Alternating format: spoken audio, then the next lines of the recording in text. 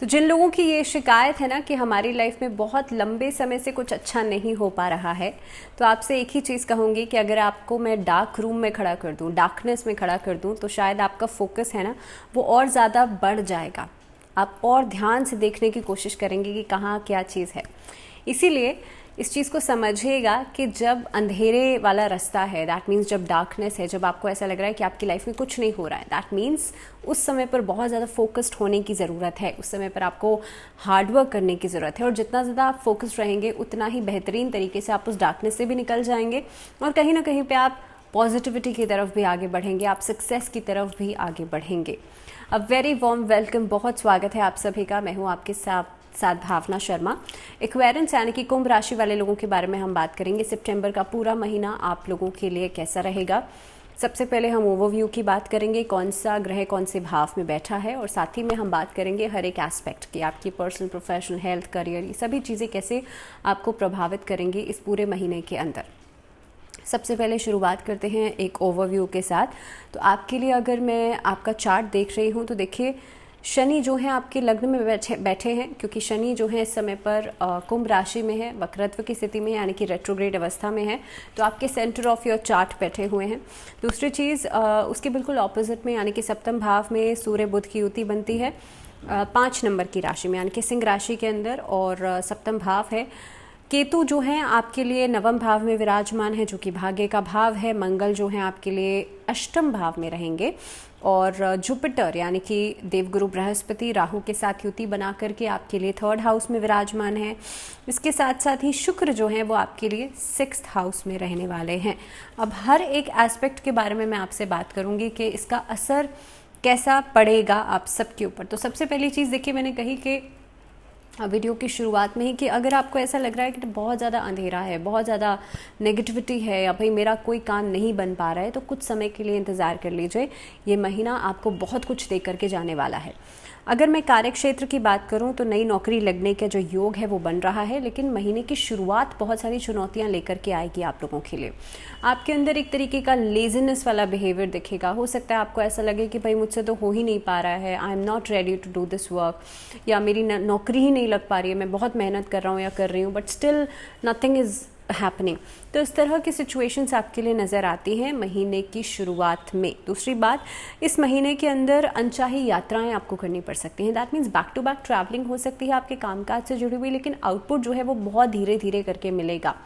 Saturn जब आपके लग्न में होते हैं तो उस समय पर देखिए रिजल्ट्स को स्लो कर देते हैं। वैसे भी क्योंकि शनि की राशि है, वायु तत्व की राशि है, इस महीने की अगर मैं बात करूं तो आपके लिए वैसे भी रिजल्ट्स जो हैं वो बहुत ग्रेजुअली मिलेंगे। आप मेहनत करेंगे 100%, उसमें से लगभग 60 से 70% आपको इनिशियली रिजल्ट्स मिलेंगे। उसके बाद धीरे धीरे करके आपके सामने जो चीज़ें हैं वो आनी शुरू होंगी।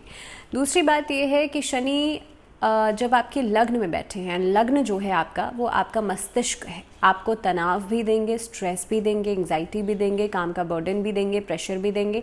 मैं ये सब चीज़ें आपको डराने के लिए बिल्कुल नहीं कह रही हूँ, सिर्फ इसलिए कह रही हूँ क्योंकि आप पहले से ही प्रिपेयर हो जाएं दैट ये सब चीज़ें होने वाली हैं। And when we know that ये सब कुछ होने वाला है तो कहीं ना कहीं पे हम खुद को तैयार कर लेते हैं। और मुझे लगता है कि जब आप एक्सेप्ट कर लेते हैं ना चीज़ों को, उस समय पर you have so many options to fight with that situation. आपके पास कई सारी वो वाली बात है कि आपके पास अगर बाण में तीर है ना बहुत सारे, तो आप कहीं पर भी कैसी भी सिचुएशन को हैंडल कर सकते हैं। तो इसीलिए ये सब कहने का जो मतलब है, ये सिर्फ एक प्रेडिक्शन है और आपको डराने का पर्पस बिल्कुल भी नहीं है। हाँ, महीने की शुरुआत काफ़ी सारी एंग्जाइटीज़ लेकर के ज़रूर आएगी, काम का बर्डन लेकर के ज़रूर आएगी। तो लेकिन इसका मतलब ये नहीं है कि पूरा महीना ऐसे ही जाने वाला है। इसका मतलब ये है कि आपके लिए जो फेज़ है आपको हार्डवर्क के साथ साथ तैयार कर रहा है। महीने का जो मिड पार्ट रहेगा उसके बाद अचानक से आप ट्रांजिशंस देखेंगे, अचानक से आपको नौकरी के अवसर मिलना शुरू होंगे, कामकाज में तेज़ी आप लोग देखेंगे। आपका जो वो लेजीनेस वाला बिहेवियर था उसमें आप एनर्जी देखेंगे, ऊर्जावान आप महसूस करेंगे। अलग अलग सोर्सेज से आपको हेल्प मिलनी शुरू होगी, अलग अलग सोर्सेज से आपको अपॉर्चुनिटीज़ मिलनी शुरू होंगी। तो और ख़ास तौर पे देखिए, ये महीना ऐसा हो सकता है कि एक से ज़्यादा चीज़ों के साथ जुड़ करके आप कार्य कर सकते हैं। सो ऐसा नहीं है कि अगर शुरुआत बहुत स्लो हो रही है तो आने वाला जो एंडिंग रहेगा वो भी स्लो होगा। कहने का मतलब सिर्फ इतना है कि आप कंसिस्टेंट रहिएगा काम के अंदर, और दूसरी बात, नेगेटिविटी बिल्कुल मत लेकर के आइएगा अपने दिमाग के अंदर। दूसरी चीज़ ये है कि अगर मैं व्यवसाय की बात कर रही हूँ तो जो लोग खुद का काम कर रहे हैं उनके लिए जितना आप अपेक्षा कर रहे हैं उससे थोड़ा सा कम लाभ मिलेगा, लेकिन हाँ लाभ ज़रूर मिलेगा, आप इस चीज़ का भरोसा रखिएगा। लेकिन अगर जो लोग पार्टनरशिप में काम करते हैं उनके लिए देखिए नो प्रॉफिट नो लॉस वाली सिचुएशन रहेगी, ना तो बहुत ज़्यादा मुनाफा होगा और ना ही लॉसेस दिखाई देते हैं। तो पार्टनरशिप अगर कर रहे हैं तो मैं ये कहूँगी अगर चांसेस हैं कि ना ही करनी पड़े तो बेहतर है। अगर आप लोग गैम्बलिंग के कामों से जुड़े हुए हैं या सट्टेबाजी का काम करते हैं या फिर शेयर मार्केट में पैसा लगाते हैं या ट्रेडिंग का कोई काम करते हैं, ऐसी चीज़ों से लाभ नहीं मिलने वाला है इस महीने में। ऐसी कामों में कहीं ना कहीं पे लॉसेस के चांसेस ज़्यादा बनते हैं, लेकिन हाँ gambling should be strict no, ऐसी चीज़ों में पैसा नहीं लगाइएगा। आर्थिक स्थिति की बात करी जाए तो आपके लिए फ़ायदा होगा, बिल्कुल अलग अलग कामों से आपको फ़ायदा होगा इस महीने के अंदर। ख़ासतौर पे जो लोग डिजिटल मार्केटिंग का काम कर रहे हैं, सोशल मीडिया प्लेटफॉर्म से जुड़े हुए हैं, उन लोगों को फ़ायदा हो सकता है। आर्थिक चुनौतियां महीने की शुरुआत में आपके सामने ज़रूर आएंगी, और ख़ासतौर पे पैसे बचाने को लेकर के। देखिए जब भी आप कोई व्यवसाय करते हैं, अपना बिजनेस करते हैं, तो आपका पैसा रनिंग में होना चाहिए। ऐसा नहीं अगर आप कहीं पर पैसे को इन्वेस्ट कर देंगे और ऐसे ही रखे रहने देंगे, सो पैसा बिजनेस में तो नहीं लगाया जा सकता, it should be in running में होना चाहिए। तो इसीलिए इस महीने में ब्लॉकेज नहीं हो, उस चीज़ का आप लोग खास तौर पर ध्यान रखिएगा। दूसरी बात, आपके काम के बीच में इस महीने में हॉल्ट्स आते हुए नज़र आते हैं, डिलेज आते हुए नज़र आते हैं, जिसकी वजह से पैसा अटक सकता है। So you have to make very very sure कि आप अपनी वजह से या दूसरों की वजह से पैसे को अटकाएं नहीं, काम को डिले नहीं करें। हो सकता है आपने किसी को कमिट किया दैट मैं आपका काम इतने टाइम पर पूरा कर दूंगा या कर दूंगी, और उतने टाइम पर आप नहीं कर पाए तो सामने वाला आपका पैसा नहीं देगा। सो इस तरह से ये सिचुएशंस ऐसी बन सकती हैं कि जिसमें आपका पैसा अटक सकता है। हालांकि आपके लिए 18 सितंबर के बाद का समय बढ़िया रहेगा, वहाँ पर आपको व्यवसाय के रूप में भी कहीं ना कहीं पे पैसा आएगा, बचत होनी शुरू होगी, इन्वेस्टमेंट प्लान्स के बारे में सोचा जा सकता है इस महीने में। शेयर मार्केट तो मैं नहीं कहूँगी, लेकिन हाँ म्यूचुअल फंड्स या फिर LICs या फिर अलग अलग जो स्कीम्स होती हैं उसमें आप लोग पैसा लगा सकते हैं। अगर बात करी जाए स्वास्थ्य की, तो देखिए स्वास्थ्य के लिहाज से अगर मैं बात करूं तो मानसिक तनाव, तो जैसे मैंने पहले भी कहा कि मानसिक तनाव आपको परेशान करेगा। इसके अलावा आपके लिए काफ़ी हद तक आप देखेंगे बैक एक से जुड़ी हुई प्रॉब्लम्स या बॉडी एक से जुड़ी हुई प्रॉब्लम्स या वेरिकोज वेन्स की समस्या परेशान कर सकती है। इनफैक्ट इस अवधि में आपके जो पार्टनर हैं उनकी सेहत को लेकर के भी आपको सावधान रहना चाहिए। लंबी दूरी की यात्राएं करने से बचेगा, नहीं तो क्रैम्पिंग बहुत ज़्यादा हो सकती है पैरों के अंदर। इनफैक्ट जिन लोगों को नर्वस सिस्टम से जुड़ी हुई प्रॉब्लम्स हैं उनको अपना ज़्यादा ध्यान रखना चाहिए। इस अवधि के अंदर डेंटल इश्यूज़ बार बार परेशान कर सकते हैं, so you have to make sure कि आप लोग टाइमली डेंटल ट्रीटमेंट या किसी भी तरीके का कोई भी ट्रीटमेंट है वो ज़रूर कराएं, या फिर अपनी खुद से सेल्फ केयर पर कुछ समय ज़रूर बिताएं। रिश्तों की बात करी जाए तो इस महीने के अंदर ख़ास तौर पे लव रिलेशनशिप्स में काफ़ी सारी समस्याओं का आपको सामना करना पड़ सकता है। आपस में तालमेल को लेकर के, आपस में छोटी छोटी बातों पर एक सहमति ना होने की वजह से भी इश्यूज उठ सकते हैं। कमिटमेंट को लेकर के भी इस महीने में काफ़ी सारे क्लैशेस हो सकते हैं। लव रिलेशनशिप्स के लिए आपको थोड़ा समय ज़रूर देना चाहिए। अगर आप ऑलरेडी किसी रिलेशनशिप में हैं तो थोड़ा सा टाइम गैप दे दीजिए किसी भी डिसीजन को लेने से पहले। दूसरी बात, अगर नया रिश्ते की शुरुआत करना चाहते हैं तो ये महीना बहुत बढ़िया नहीं है। अगर आप करना ही चाहते हैं तो कुछ समय लीजिए उस रिश्ते को शुरू करने के लिए।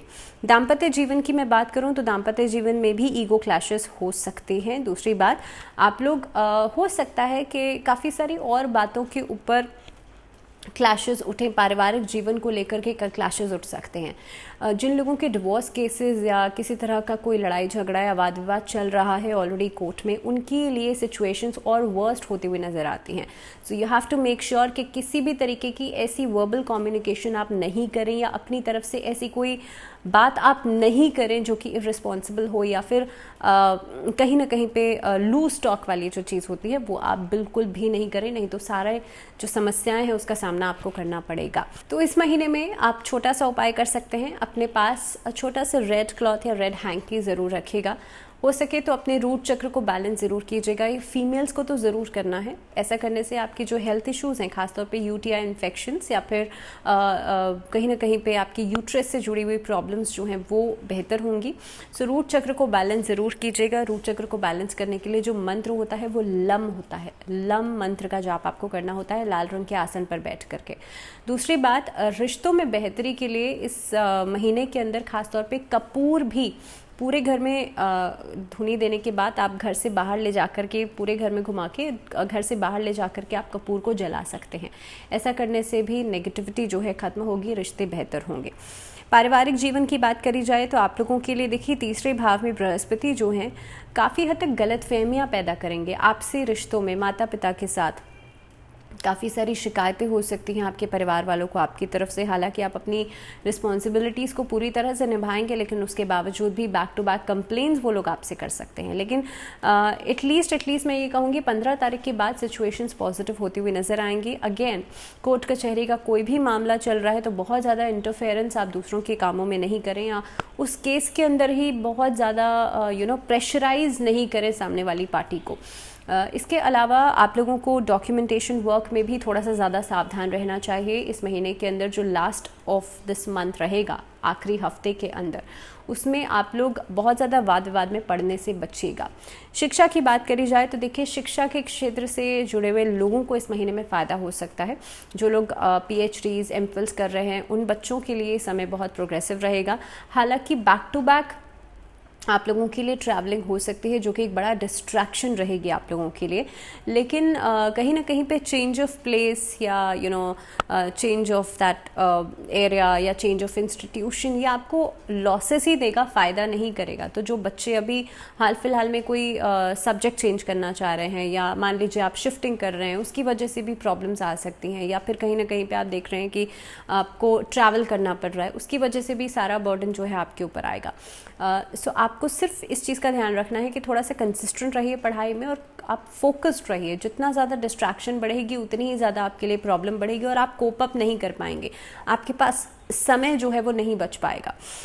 इसके अलावा अगर मैं उपाय की बात करूं तो शनिवार के दिन शनि चालीसा का पाठ जरूर कीजिएगा। साथ ही में ओम नमो भगवते वासुदेवाय, इस मंत्र का जाप नियमित रूप से आप लोगों को रोज करना है तुलसी की माला से। और इसी के साथ इस वीडियो में फिलहाल इतना ही। मुझे दीजिए इजाजत। अगली वीडियो तक अपना ध्यान रखिए ढेर सारा।